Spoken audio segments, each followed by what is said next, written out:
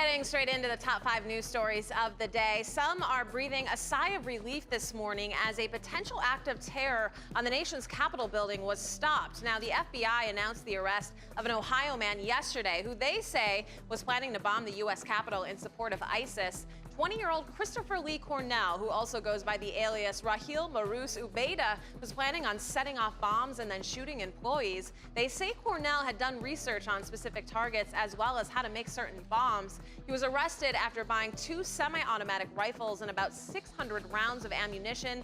The FBI says they had been tracking Cornell and that the public was never in any danger. All right, let's move overseas where authorities are dealing with the fallout from last week's terror attacks. French police have found a safe house that belonged to Amity Coulibaly, the gunman who killed 4 hostages at a Paris kosher supermarket. They say the house was chock full of weapons and evidence inside, which points to a potential 4th attacker.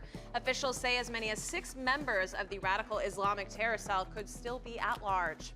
Back home, members of Congress are wasting no time getting to work on issues they don't agree with, like the president's actions late last year on immigration.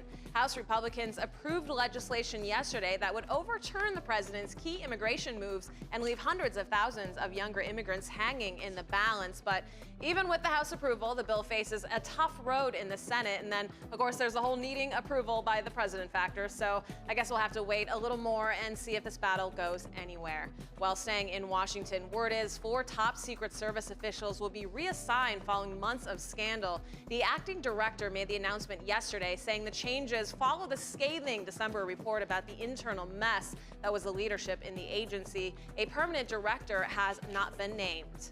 And last in your top 5 headlines, congrats are in order for 2 men who have accomplished what was thought to be unattainable. Tommy Caldwell and climbing partner Kevin Jorgeson have conquered El Capitan in Yosemite National Park. The 2 have officially become the first to free climb the 3,000-foot wall on what is believed to be the world's toughest granite monolith. It took 19 grueling days of climbing the surface using their fingertips, feet, and plenty of willpower and courage.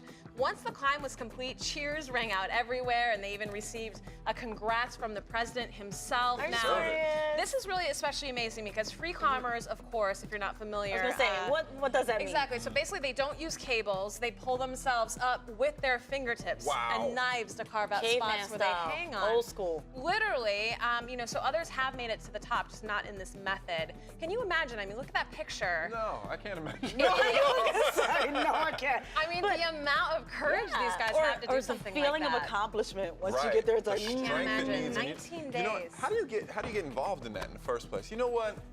I'm gonna climb this rock over here with my bare hands. No, you just have rock pets. That's more than enough. Candy and having